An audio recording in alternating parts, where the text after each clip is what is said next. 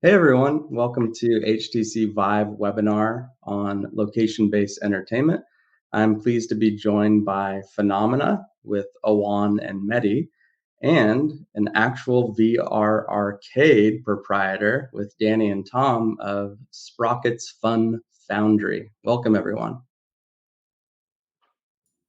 Thanks for having us. I bet. Thanks for having us.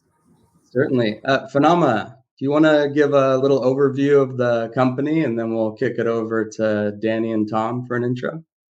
Sure. So we've been in the VR space for actually quite a number of years. Started our first company back in 2010. Actually, we were a service company. We had worked with everyone from Twitter all the way up to Universal Pictures. We had done 50 Shades Grey Darker. Then we had worked with Tom Cruise on The Mummy. And then after launching that, we said to ourselves, it would be great to start building our own proprietary stuff, our own games, our own content, our own technology. And we started a new company called Phenomena in 2018, with the real goal of building replayable, competitive games that could be done in a way that was truly designed in a way that like people imagine what VR could be. And so I'm excited to talk about this with all of you today. Excellent. And Danny and Tom? No. We actually come from an amusement park background to some extent. We started our business actually with a show cave, and from there added rides. Well, one of the rides we added was an interactive dark ride, a 7D ride, and we loved it, and people loved it. And so when we expanded into the FEC market, we thought that VR was kind of the next logical step for us. So when did you get linked up with Phenomena? How is it different from some of the other VR arcades that are in the space, and how does it play into your overall core business? I think the Phenomena, we first initially saw it when we were doing research in the beginning to see what systems that we wanted to get in our space here. And after talking with the sales reps, Ardo, and going through and trying out the game, we actually got to meet the guys in IAPA and try the system out, and we loved it so much we signed the contract while we were there. So the difference is for us was we wanted to have every VR that we're doing here has a different draw to it. We have racing, we have free roaming, we have platform based, hang gliding. We have everything. We tried to make it mixed as possible. And the free roaming one is always busy. As you can tell, there's people in it right now. Mm-hmm. But the free roaming aspect is huge to a lot of people where they're not tethered to anything. They can just run around and have a blast. Right on. And Awan or Mehdi, have you always kind of been moving to that free roam experience? Can you talk about like the evolution of LBE in the context of what you folks offer? Yeah, I'll start talking about it a little bit, and Midzi, I'll kind of hand it over to you. So, like the last big project we had worked on, our last company, when we were doing The Mummy, we had launched it at IMAX. Excuse me, not IMAX, at South by Southwest with IMAX and Universal Pictures, and people came in, they saw the experience, and they loved it, right? And you'd be talking to the customers, and they said, "Okay, what did you think of the experience?" They're like, "Oh yeah, I liked it." And I'm like, "Would you do it again?" And they would say, "No, I'm not going to do it again. The experience was great, but that was it, right?" And so when we started Phenomena, we're like, "No, man, this stuff has to be replayable. Like people have to want to come do it over and over and over again." And so we said, "Okay, well, we're not operators, but we need to really understand how operators think, how they manage throughput, how they make their money. So what we're going to do is we're going to open up our own space." And so we opened up this small little space in a mall for 1 year, and we had a series of different prototypes that we had built. And we said, "Okay, well, the customers will come in, they would try the prototypes, and I would keep asking them, 'Oh, what do you think?' They're like, 'Yeah, this is cool.' I'm like, 'Would you do it again?' They're like, 'No.' I'm like, 'No, we don't have it yet.' Until finally we came up with something that was pretty cool, a super big MVP. I'll let Mehdi speak about that after. And where I was like, "Oh, do you want to do this again?" They're like, "Yes, we want to do this again." I'm like, "Bingo, we got something we can build from this point onwards." Right on. Yeah, absolutely. I think we've really seen firsthand how free roam was like, how the impact with customers in terms of it looked a lot like the games they were playing at home, and it was much closer compared to other VR games, and even VR products that we've tried flopping. They're really having the rush and the adrenaline that they can find in Fortnite and Roblox and Call of Duty, and I think that that's really the recipe, like why it has so much success. Simply because it's fun. Like that's the fundamentals. Like I could spend a lot of time describing the gameplay mechanics and the loops, but at the end of the day, it's really fun. And I think Danny and Tom can really testify about this. Like kids love it because it feels like an actual video game, and I think it's like a very big change compared to other VR products, not just ours, but like even other free roam products are really, in terms of experience, much better than what we can find, especially for teenagers who are used to video games. Got it. And for the folks who might not know, which content experiences do you have at present? Alan, do you want to explain, or should I? Yeah, so we have currently right now we have 3 games. We have Versus, which is player versus player. I shoot you, you shoot me. Really kind of like that laser tag kind of vibe. Then after that, we have Enter the Duat, which is an action adventure game where you guys are playing together to kill off the mummies while they're attacking you in ancient Egypt. And then after that, well, maybe you don't feel like shooting things, or you don't feel like killing things, and that's why we came up with Space Dance Harmony, which is the world's first multiplayer dance game in location based. And so we've launched that with selected beta customers, and up to now, people love it. And so we're really happy to kind of bring that to market in the next coming months. Cool. And Danny and Tom, which experience do you have in the arcade there? Yeah, we use the Versus, and we do a little bit of the Duat as well. The Versus it's a lot easier for us to get the throughput that we're looking for, so we use that one the most because we have minimal staff as well, and that helps us a lot with that, having the availability to choose between what we want to offer. We can even change it up different days if we want to. Right on. And what are some of the learnings in setting it up, deploying it, rolling it out at boots on the ground? The setting it up was simple. They showed up, they built it, they went through a really good training with me so that I could teach my staff when we actually started hiring. And then from then on out, the day-to-day play has been very simple. I've had to call tech support twice, and I get a reply in 5 minutes, literally. And then they're jumping on my system and taking care of it, and it's back up in 10, 15 minutes. So, the playability, the response times with tech support, and the knowledge of the guys that I have to deal with on a daily basis are incredible. Cool. And how do you go about engaging and retaining your core customers? I know the content is set up for replayability, but on the actual, operator side, like how do you keep folks coming back? So we're a little different than most of the FECs and most of the VR experience you're going to have, and we are tourism based. We're actually in town right now of about 400 people. We are about 2 miles from Mount Rushmore. So between Memorial Day and Labor Day, we'll see 3 million tourists. So for us, it's how do we reach those tourists? Because we're going to have them for 1 day or 2 days or 4 days. We're not urban based. We're not sitting in Houston where we have the same crowd all the time. So we do a lot of advertising through our local tourism associations to get people in. Once we're in the door, selling the experience is easy. You get people up here and you see people playing the experience, they're yelling and screaming and sweating and running, and it's pretty easy to sell the next ticket. People know everyone's having a good time. We also cross-market. We, as I said, own an amusement park. So at our amusement park, we advertise these attractions there.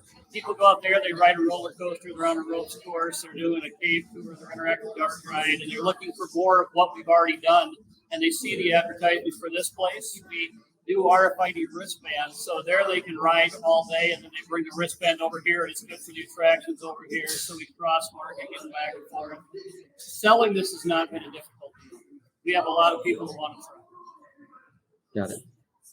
Cool. And from the Phenomena side, you essentially have, your customers in the FEC space, and then they have their end customers. Maybe you could talk about how you build the content so that it drives that end user engagement and retention, but then also your strategy for connecting with FEC folks to make sure that they're engaged and retained. Go ahead, mate. This is the product question. You're on mute.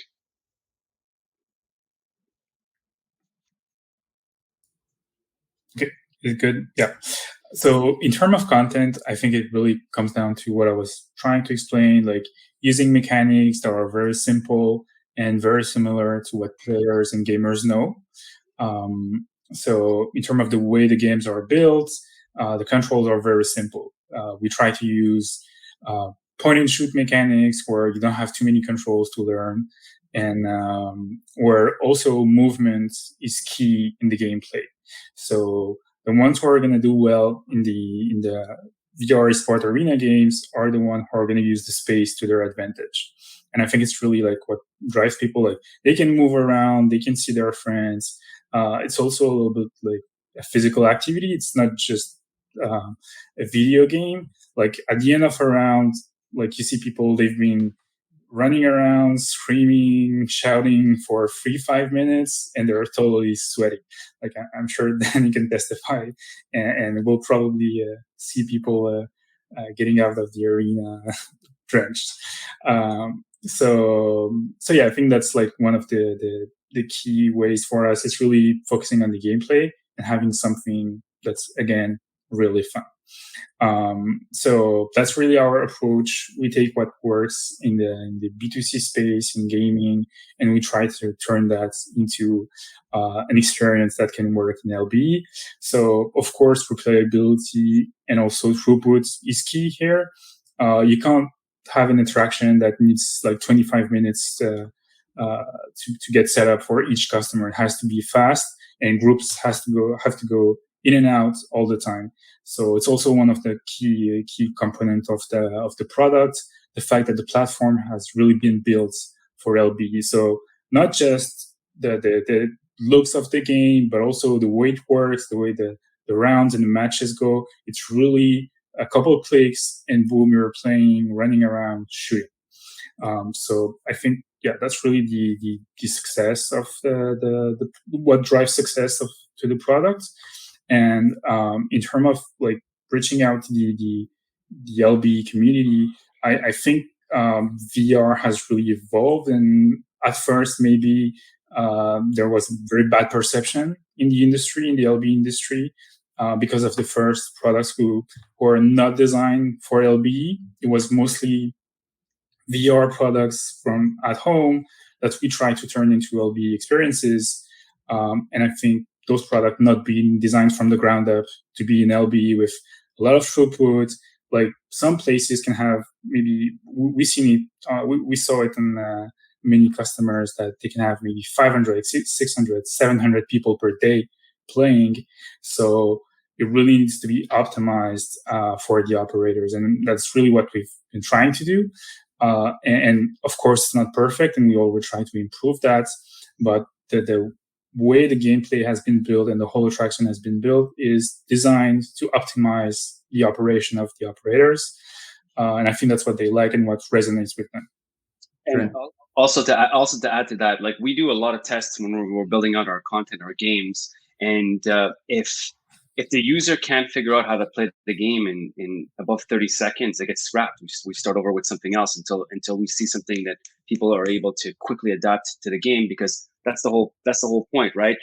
The LBE markets, they're selling a ticket for a short period of time, and then they want it to turn over and over and over again. So the customer who comes in needs to have a lot of fun in a very short period of time, and they had need to feel like that time was exhilarating, that they had an incredible time, and the dollar that they spent on that for the amount of time that they spent has to be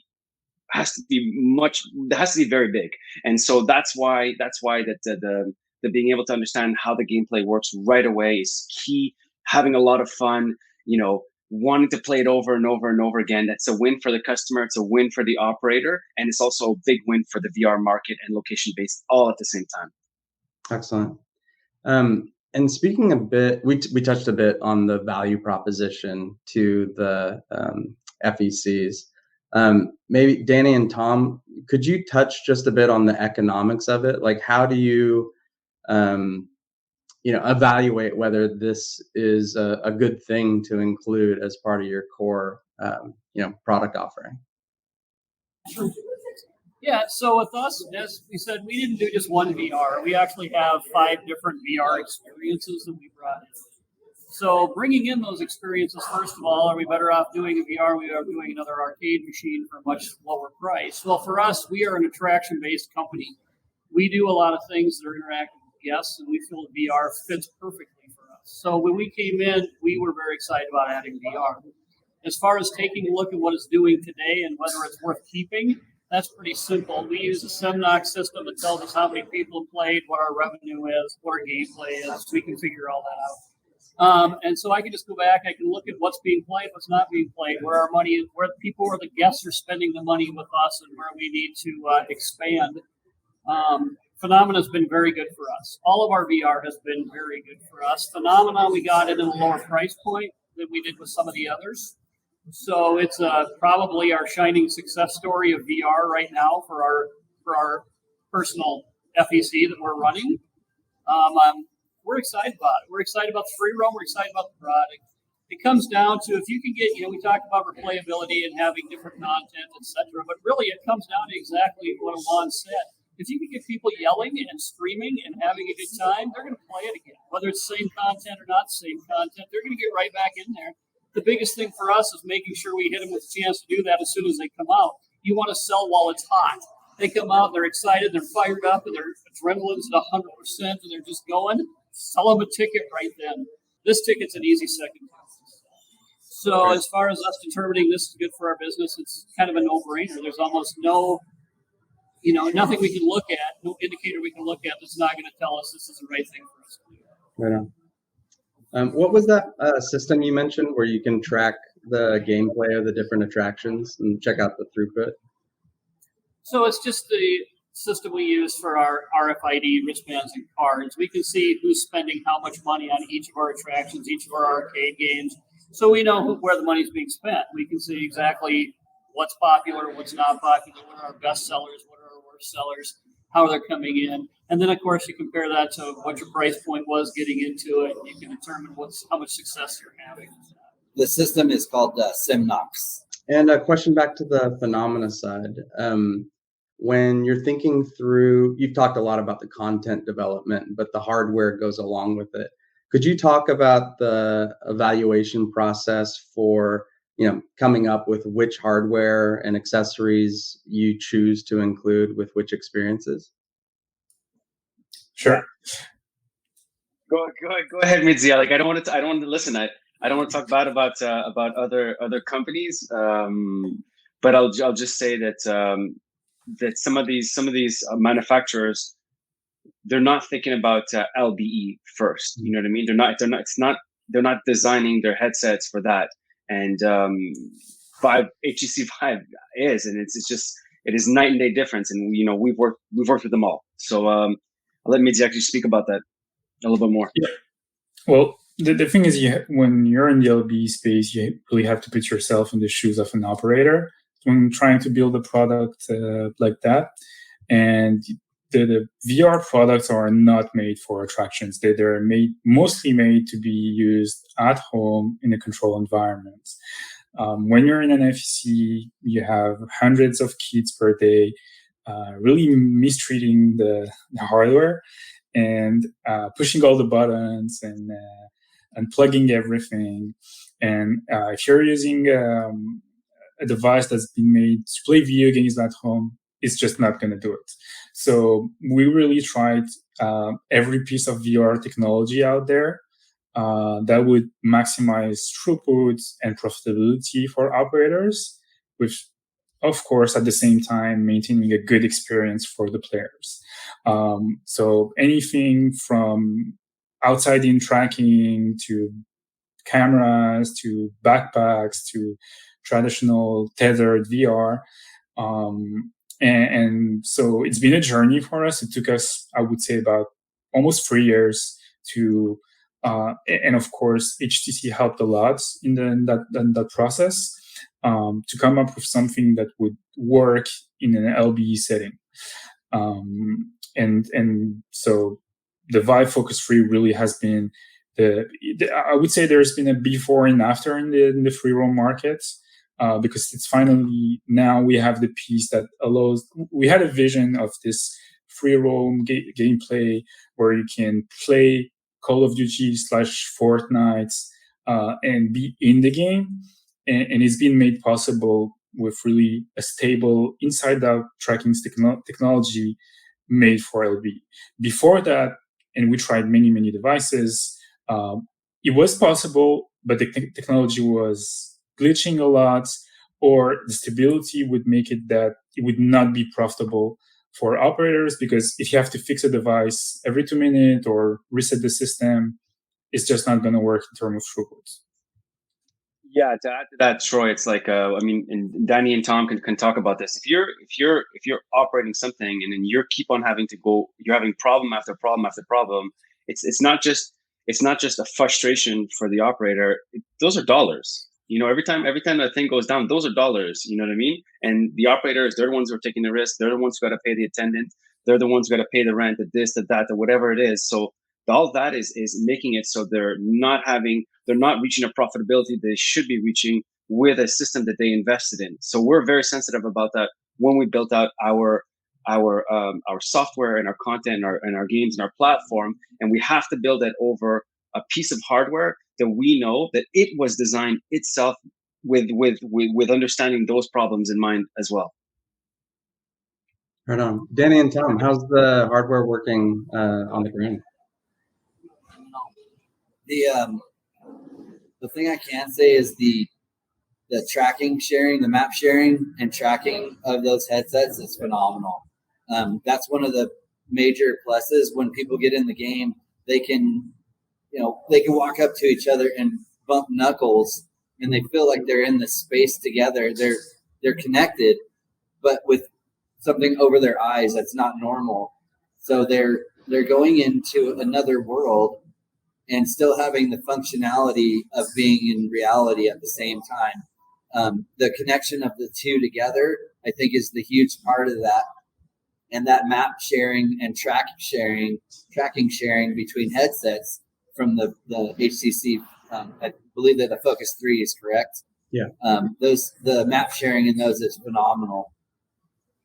I want to talk just a second. We were talking a little bit about having equipment down in cost. And it is a cost. Well, there's more than just simply the cost of, if my ride's down, I'm not getting a ticket price, I'm not making money. There's also bigger repercussions here. If someone walks into my place and things are constantly down and constantly need to be fixed, they're going to walk out with a different perception than I want them to of the business that I'm running. They're going to come in, they're going to walk out and go, well, that place is kind of cool, but it seems like all I do is fix stuff. And so when it comes to, in today's world of social media, reviews are incredibly important. You're not going to get the 5-star reviews because people have seen a lot of things break down, a lot of time spent fixing them. So it not only costs us from the standpoint we're not getting throughput, it costs from the standpoint of our reputation in the industry. It's going to cost in a lot of ways. So reliability of the equipment is absolutely optimum in this situation. And do you manage multiple players on the same network with one PC or a couple of PCs? Like a lot of, in LBE, we've seen backpack PCs and then moving to wireless. Like, how do you actually, like the headsets, where does the content play from? It's all from one centralized computer, and there's a really hardcore router that can handle the throughput for each of the headsets that are being used at the same time. So they're all sharing one multi-tap router, going to one substantial system that runs not only the headsets and the game, but also the starting the software for controlling the game and stuff for the operator. So for this system to do what it does with one machine is amazing. That's wild. How many headsets do you have running at a time? We run up to 6. Just wow. the area we have, it just seems optimal with 3v3 because they have a little bit more room to run around and not get bouncing into each other. That's wild. 6 headsets and the operating system all running off of one PC. Yep. Yeah. Let me add to that. It's actually it's not a technology thing. It's really more of a comfort for the players. Like if Danny wanted to, you could put 10 people in that arena, 12 people in that arena. It's technologically it's not a problem. It's the comfort of the player when they're playing the experience together. That's really what it comes down to, Troy. Right on. We talked a little bit about the back-end features with map sharing between the headsets. There's also features like with Focus 3 and the LBE solution, hand tracking. We have wrist trackers, the tracking pucks, so you can combine outside in and inside out. Object tracking as well. What does that open up on the Phenomena side for creating new experiences for these FECs and the end customers?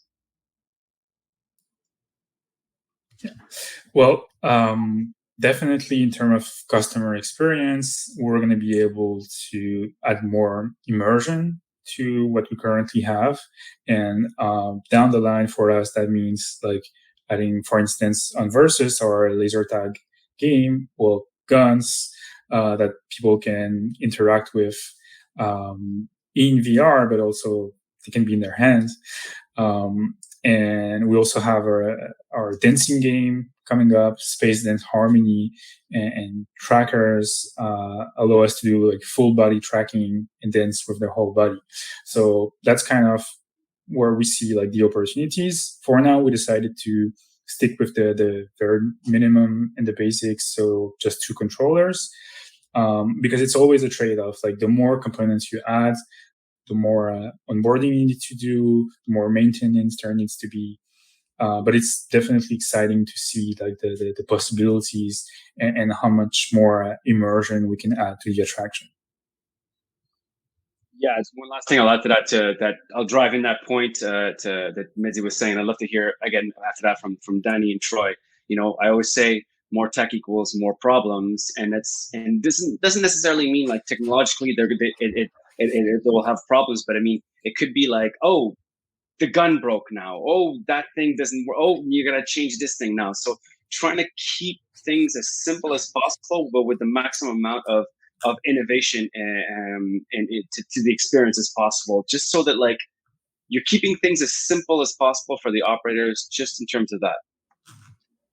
Yeah, that makes sense. Like you're trying to balance new features and new components with the end user experience that, I mean, if the thing's down, it's not going to be a great experience. So you have to like think about how people are actually going to be using this in an arcade environment.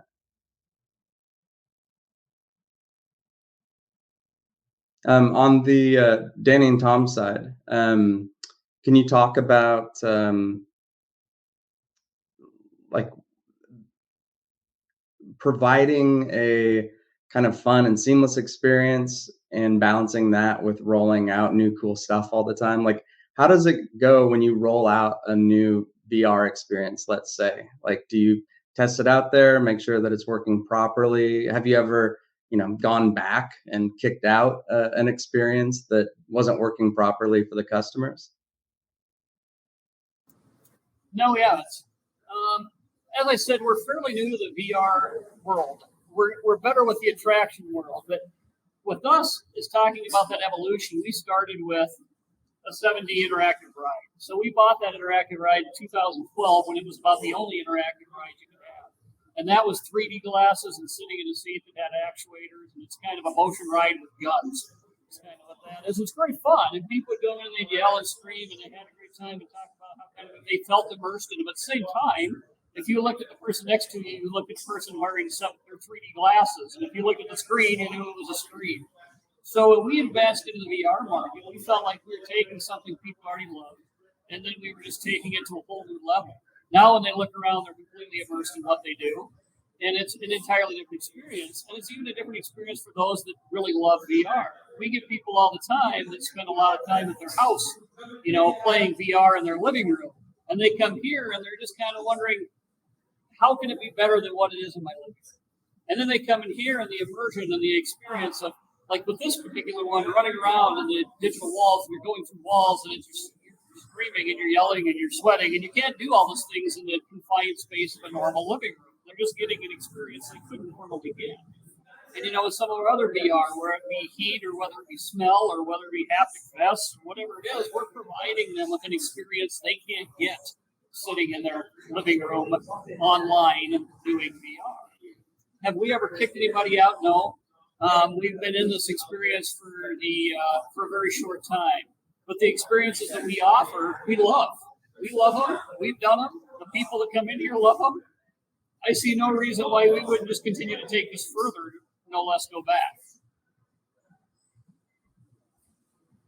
Great. And one last question for the Phenomena side. Where do you see the space moving? Danny and Tom were just talking about how people have become more familiar with VR. It's not like they're putting on a headset for the first time and there's that, as much of a wow factor, I guess, for the general populace as there was a few years ago. So can you talk about where you see the space moving and again, kind of how free roam plays into that? Sure. I'll say my part, maybe you jump on after. For us, we're seeing it like a sport. We're seeing no different than basketball, football, whatever. You know how you go to a basketball court at a location or a hockey rink or whatever. Well, we want you to go to an eSport arena at your local FEC, at your local Family Entertainment Center. That's where we want you to go to be able to compete, to be able to start competing with different leagues, to be able to start competing against people in different states, municipalities, countries, and after that internationally. So we have ambitions like that, where we feel that like people are just going to start getting really good at this and want to compete outside of just one local area. Right. I think it has the potential to basically take what's working in games and apply it to sports. And the new generation, like if you all have kids, they all play video games. Like it's very rare to see a kid who just doesn't. And so I believe that the sport analogy is good because that's how we're going to be able to scale the attraction by making it something you can replay where there's a sense of progression. And so it comes with more content, of course. So more games, but also maybe bigger arenas. Right now, I believe Sprockets, that's a 20 by 30 feet arena, if I'm correct. But in the future, we aim to build bigger arenas with maybe levels that are completely different environments. And that's going to allow more gameplay components to that. And I think that that's the key, having some sort of like customization in the games. So avatars, skins, those kind of things.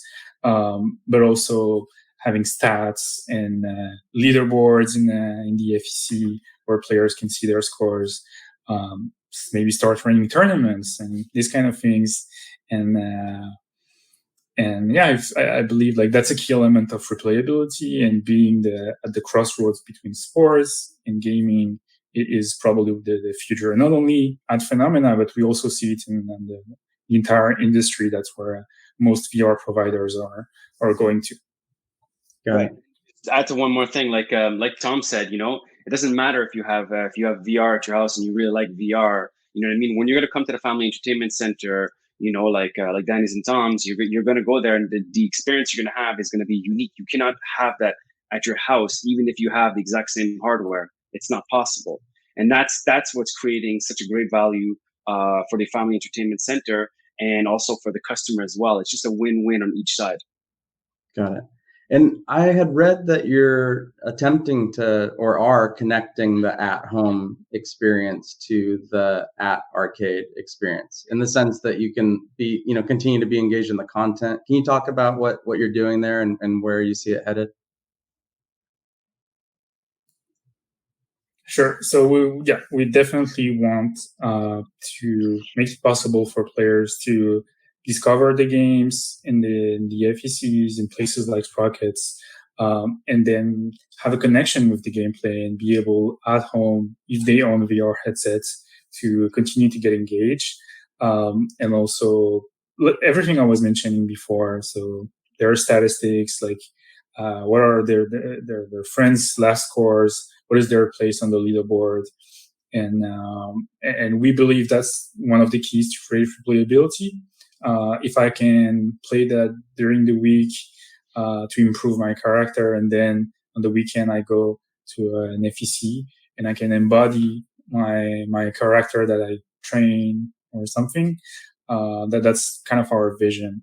So it's a win-win as well for like the customer, because the experience is better, but also for the FECs because it's going to attract more players. Maybe players will see their favorite content creator playing those games on Twitch and hear that, oh, I can play this thing in the FEC down the streets. So yeah, this is the direction we're taking in the future. Maybe the best analogy I can give for something like this is like a basketball court, right? You're going to go to a basketball court, you're going to play in a team, you guys are going to play against one another. And then when you go home, if you like basketball so much, you can buy your own net, but you'll be playing by yourself or maybe one other person. But when you want to go and compete and you'll go to a court, just like you'll go to a family entertainment center to have that real unique experience that you can't get at your house. Cool. How do folks who might be interested in checking out Phenomena's offerings get in contact with you folks? Sure. Send me a message at Alan at the phenomenavr.com, or go check out Danny and Tom's Family Entertainment Center. Go experience that. Go experience our stuff. Go experience all of their attractions and test it out for yourself. Oh. And Danny and Tom, should I take my kids to see Mount Rushmore this summer? We've never been. Anytime. Yeah, come to South Dakota and you spend 2 hours at Mount Rushmore, and then you spend about 4 hours at Rush Mountain Park, and then you spend about 4 more hours at arcade, and you have a great day. That sounds awesome. Well, thanks all for joining. Appreciate your time. Oh, sorry. Go ahead, Danny. All within 10 minutes of each other. Oh, nice. Maybe we could send the kids to Mount Rushmore and I'll just hang out in the VR experience all day. We also have a tap room with 12 local taps, so it seems like a good idea to me. And bowling. Yeah. I'm sold. Yeah. All right. Thanks all for joining. Really appreciate your time. Take care, and we'll connect again soon. Thank you. Thank you guys. Thanks, everybody. Bye now.